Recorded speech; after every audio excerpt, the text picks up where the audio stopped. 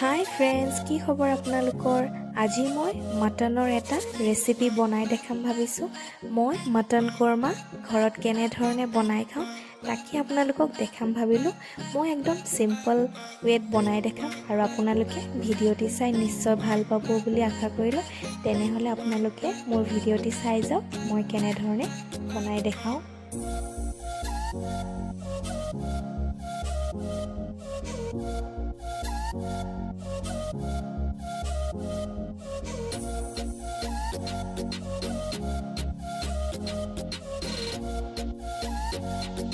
প্ৰথমতে মই মাংসখিনিৰ ওপৰত অলপমান কেঁচা মিঠাতেল দি লৈছোঁ।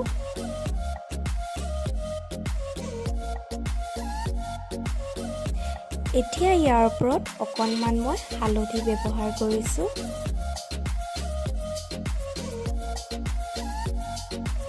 এতিয়া মই ইয়াৰ ওপৰত অলপমান ৰেড চিলি পাউডাৰ দিছোঁ।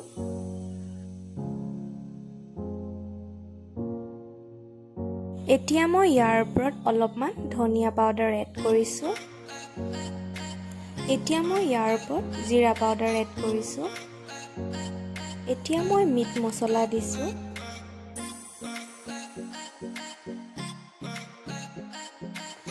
এতিয়া মই ইয়াৰ ওপৰত দৈ দিছোঁ আৰু দৈখিনি মই ঘৰতে বনোৱা হয়। আৰু এতিয়া সকলোখিনি মছলা মই ভালদৰে মিহলাই ল'ম আৰু মাংসখিনি ভালদৰে এনেধৰণে মঠি ল'ব লাগিব। তেতিয়াহে মছলাখিনি ভালদৰে মাংসখিনিত সোমাই এটা ভাল ফ্লেভাৰ দিব।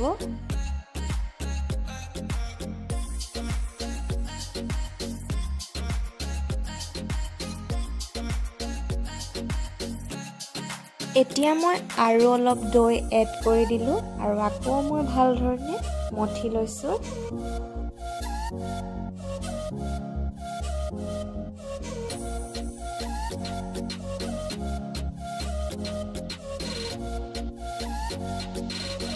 মাংসখিনি মই ভালদৰে মঠি লৈছোঁ, তেতিয়াহে মাংসখিনিত মছলাখিনি সোমাই যাব আৰু মই এইখিনি 10 মিনিট সময়ৰ কাৰণে ৰাখি থ'ম। তাৰ পাছতে মই মাংসখিনি বনাম। মাংসখিনি মঠি লোৱা হৈ গৈছে, এতিয়া মই অলপ দেৰি থৈ দিম। মাংসখিনি বনাবৰ কাৰণে মই পিঁয়াজ কাটি লৈছোঁ, দুখিলা তেজপাত লৈছোঁ, আদা নহৰু খুন্দি লৈছোঁ,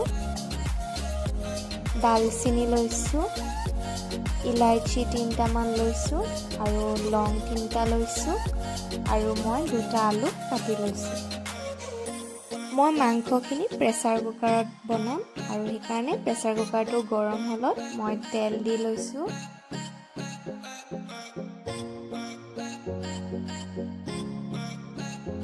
আৰু তেলত মই দালচিনি, লং আৰু ইলাইচি কেইডোখৰ দি দিছোঁ আৰু এতিয়া মই তেজপাত দুখিলাও দি দিছোঁ। এতিয়া মই পিঁয়াজখিনিও দি দিছোঁ।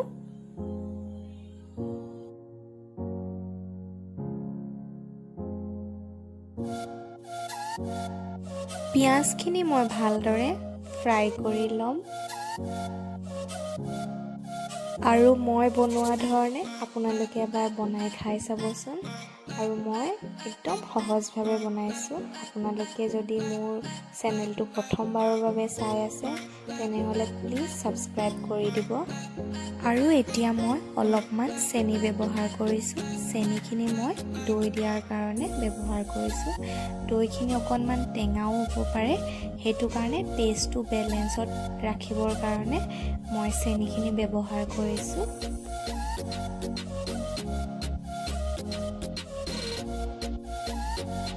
আৰু পিঁয়াজখিনি গল্ডেন কালাৰ হোৱালৈকে ভাজি থাকিম। এতিয়া মই মাংসখিনি দি দিছোঁ আৰু আপোনালোকে প্লিজ ভিডিঅ'টি চাই থাকক। মাংসখিনিৰ পৰা পানীখিনি শুকাই যোৱালৈকে এইখিনি ভালদৰে মই সিজাই থাকিম।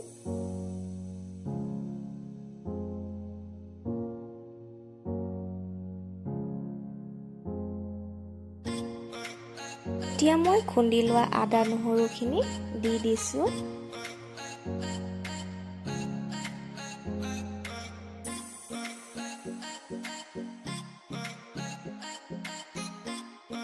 পানীখিনি শুকাই ভালদৰে মাংসৰ পৰা যিটো তেল ওলাব, সেই তেলটো ওলোৱালৈকে মই এইখিনি এনেধৰণে সিজাই থাকিম।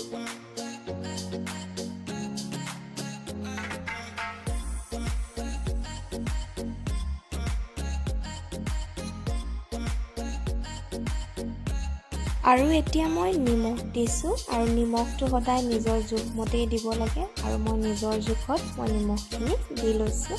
আৰু এতিয়া ভালদৰে মই লৰাই চাইছোঁ, আৰু মাংসখিনিৰ পৰা অকণমান তেল ওলাব আৰম্ভ কৰিছে।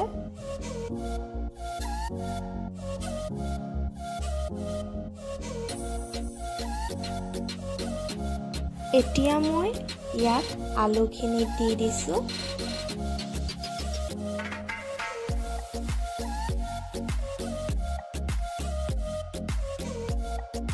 মটন কোৰমাত আলু নিদিয়াকৈও বনাব পাৰে, কিন্তু মই আলু দি বনাইছোঁ। আপোনালোকে আলু নিদিয়াকৈও বনাব পাৰিব। এতিয়া আলুখিনি ভালদৰে সিজাই ল'ম, যাতে মাংসৰ মছলাখিনি আলুখিনিতো সোমাই যায়।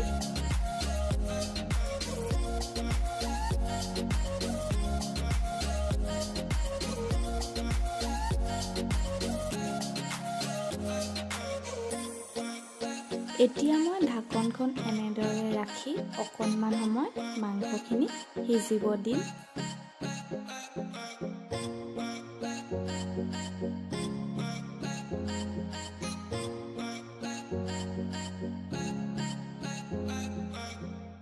এতিয়া মই ইয়াৰ ওপৰত অকণমান ঘি দিছোঁ।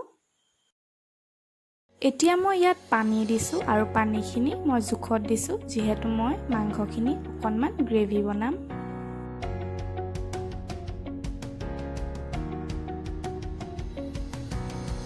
এতিয়া মই ঢাকনখন লগাই মাংসখিনি 4-5টামান চিটি মাৰি ল'ম।